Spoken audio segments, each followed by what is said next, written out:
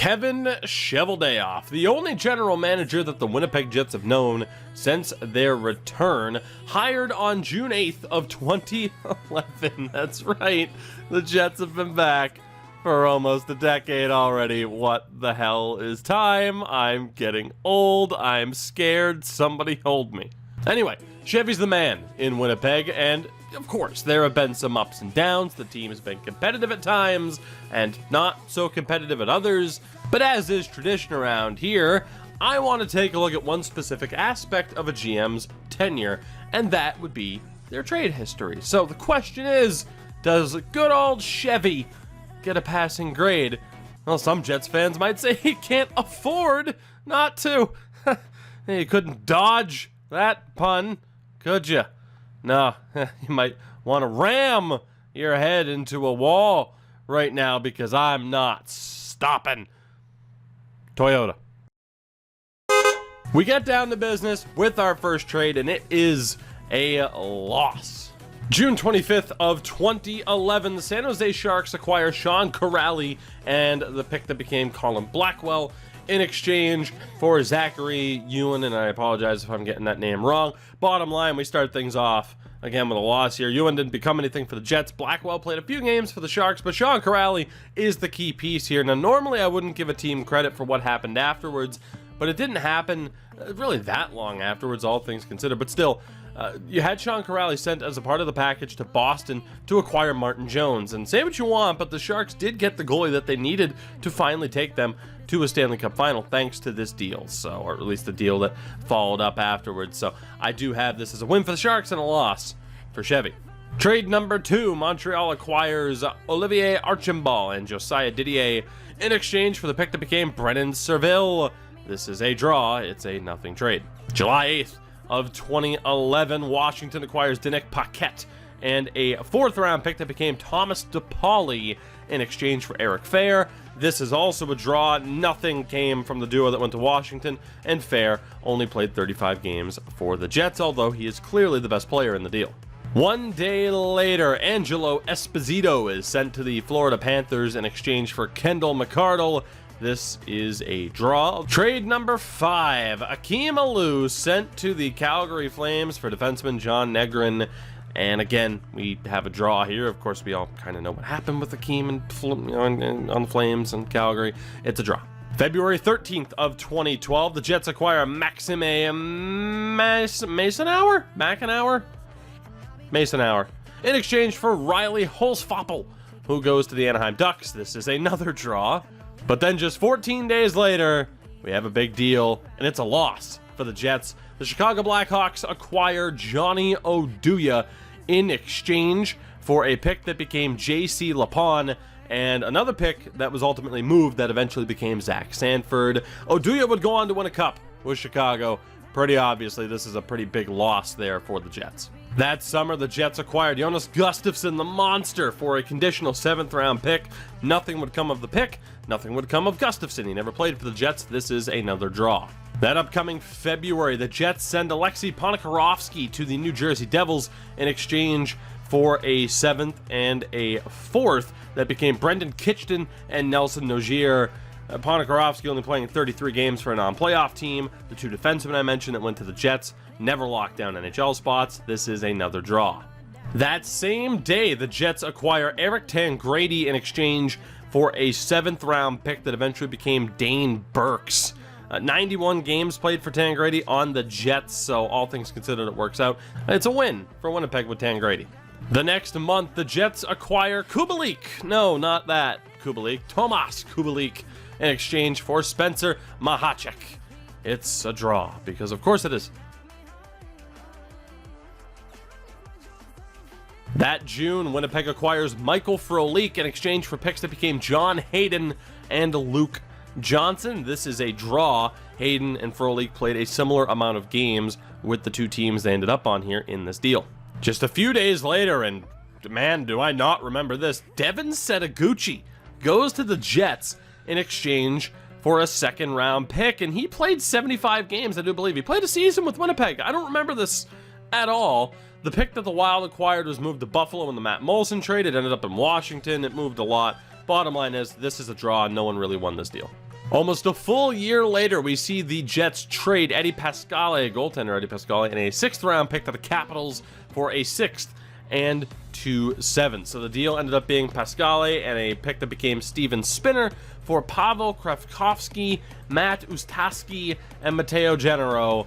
It's a nothing trade. It's a draw.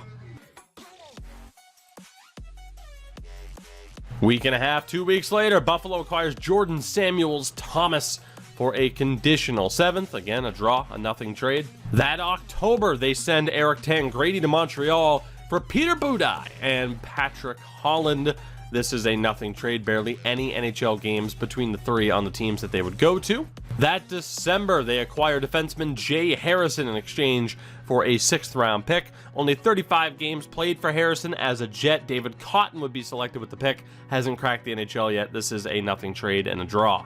But then, oh then, his 18th trade, and it is a doozy, as the Buffalo Sabres acquire goaltender Jason Kasdorf, defenseman Zach Bogosian, and Evander Kane in exchange for Brendan Lemieux, Yoel Armia, Drew Stafford, Tyler Myers, and a 1st round pick, a haul and a half. This deal would make for an amazing trade tree. For the Sabres, Kasdorf didn't stick around at the NHL level. Bogosian did spend roughly 5 seasons in Buffalo. Evander Kane, though, traded after just 3, of course, to the San Jose Sharks. For the Jets, though, Brendan Lemieux gave you roughly 50 games before he was involved in the trade we'll talk about a little bit later on. Armia was okay to solid for 3 seasons. Stafford hung around for nearly 2 seasons. Tyler Myers was a staple on defense up until this current NHL season, and that 1st round pick became Jack Roslovic, who is still on the team. So this is a win. It has to go to the Jets based on the sheer amount of NHL games played with the players involved in the trade.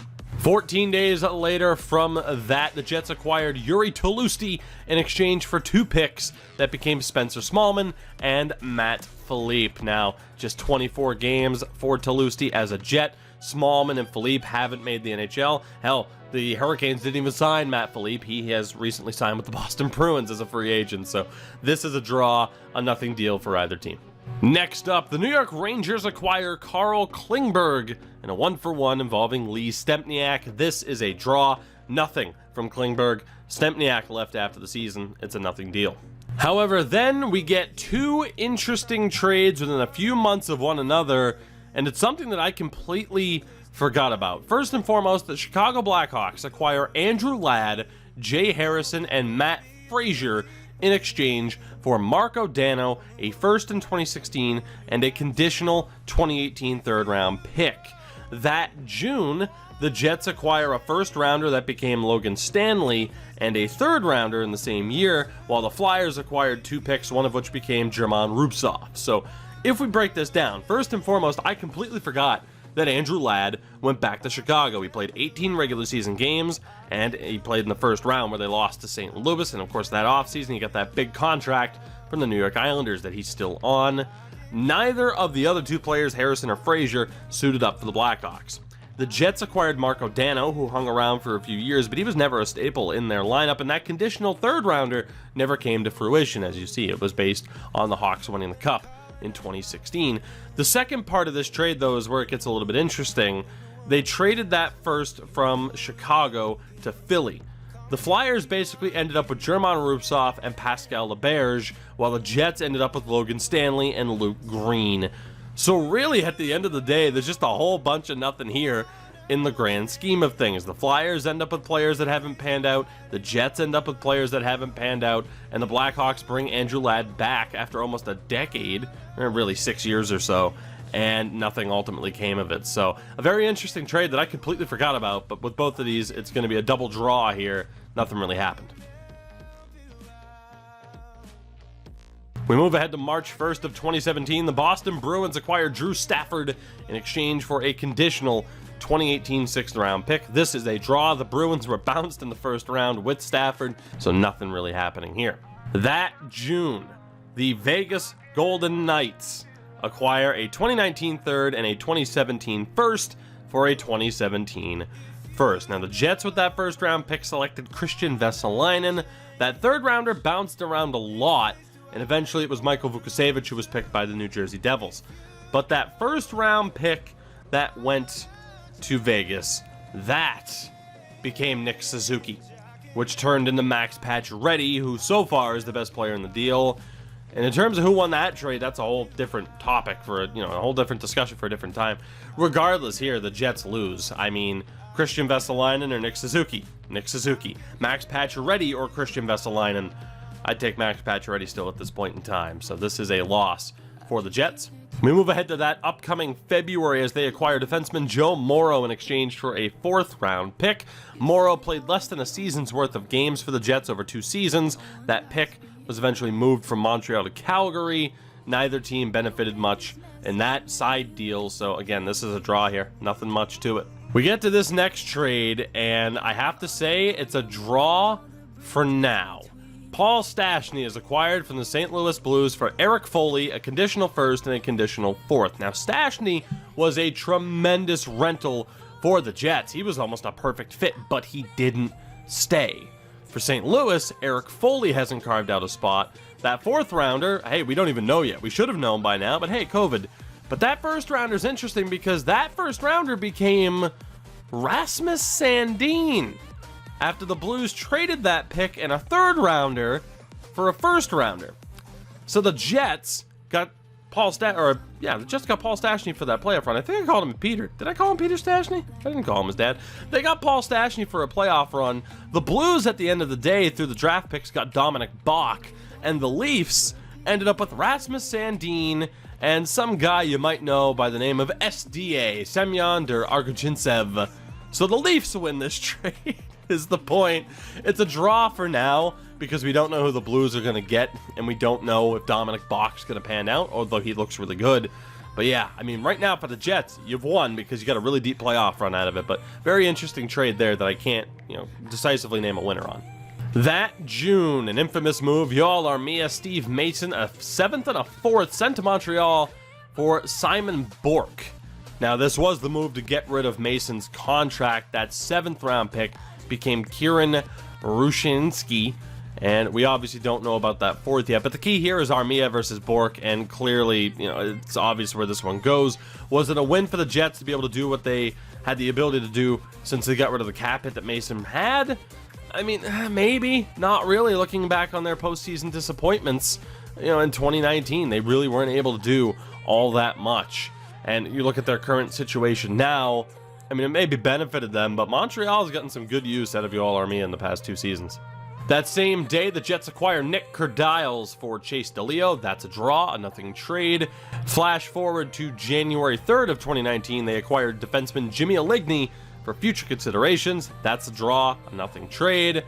Next up, February 25th, we see Alex Broadhurst acquired for future considerations. That ended up being basically nothing. That's a draw, it's a nothing trade. Nick Patan is sent to the Toronto Maple Leafs for Per Lindholm. That's a draw, a nothing trade. We have Bogdan Kiselevich acquired on the same day. This is the 3rd trade on that day for a 7th round pick. This is a draw for now. That 7th rounder isn't until 2021. Kiselevich didn't do much on the Jets.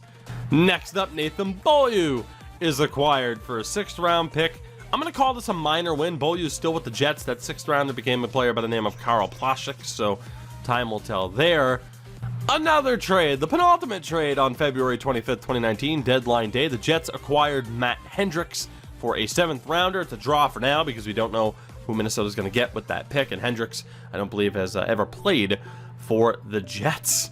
And then the final trade, and it's going to be a 3-parter here because this trade kicked off 3 very interesting trades in a row for the Jets. So first up, you have Winnipeg acquiring Kevin Hayes in exchange for Brendan Lemieux, a 1st and a 4th. Flash forward, call it what you will. Go ahead to June 3rd. The Jets send Kevin Hayes his negotiating rights to the Flyers for a 5th round pick, and then 14 days later, they send Jacob Trouba to the Rangers for Neil Pionk and a 1st. Now let's go back to the beginning here. Kevin Hayes ended up being a 26-game playoff rental for the Jets, whereas Brendan Lemieux for the Rangers, he's been okay. That 1st rounder, we're going to hold off on saying what it was, and that conditional pick never happened. So the Jets, of course, then flipped Hayes' rights to Philly for a 5th rounder. That became Harrison Blaisdell. But then we get another interesting trade. The Rangers send that same first-round pick that they acquired from Winnipeg in the Hayes deal back to the Jets along with Neil Pionk for Jacob Trouba. So the Jets got a solid rental in Hayes, Harrison Blaisdell, Neil Pionk, and a first-rounder that became Billy Heinola. The Rangers get Brendan Lemieux and Jacob Trouba, and the Flyers get Kevin Hayes. Honestly, I think all three teams benefited from this. The Jets made it deep into the playoffs. Now they have Pionk and Heinola on the back end, which kind of offsets some of the losses they've had recently. Of course, losing Trouba in the deal, but obviously Myers and now Bufflin gone too. The Rangers end up with Trouba, and the Flyers get Hayes, who's been relatively solid for the Flyers in the postseason here. So this is a win for all three. And an interesting way to call it, of course, with three different trades, where I'm going to count it as just one win as opposed to three separate wins, but really it is a deal that worked out for all three teams. Penultimate trade for Cheveldayoff at this stage. It's from February 18th of this year as the Jets acquired Dylan DeMello for a third-round pick. It's a draw for now. Jury's out until we know what happens to that pick. I'll see in 10 years, but DeMello's a solid defenseman. And the final trade we have right now for Kevin Cheveldayoff, the Jets acquire Cody Eakin in exchange for a conditional fourth, and it's a draw for now. Eakin hasn't played a game for the Jets. He may never suit up for the Jets, and the Vegas Golden Knights may never get that pick. So that brings us to a final record of 4 wins, 4 losses, and 29 draws. Honestly, there isn't too much to say. Some decent wins involving some major players, some poor losses involving major players, and a whole lot of nothing in between, but I give him credit for this. For the longest time, Chevy had the reputation of being a conservative trader. The Peter Budaj deal was his first player-for-player deal as the GM of the Jets, more than 3 years into his tenure. But since then, he hasn't been afraid to go for it, as shown by that ridiculous 2019 deadline day, fiasco, bonanza, really. I do wonder what the future holds for Chevy as he approaches the near decade mark in charge of this franchise. Their window has closed for now after a few strong years, but they seemingly aren't that far away from competing again. So the question is whether or not Chevy will be the guy to add those final few pieces to the team, and how he'll choose to get it done. Free agency trading, time will tell. So what do you think?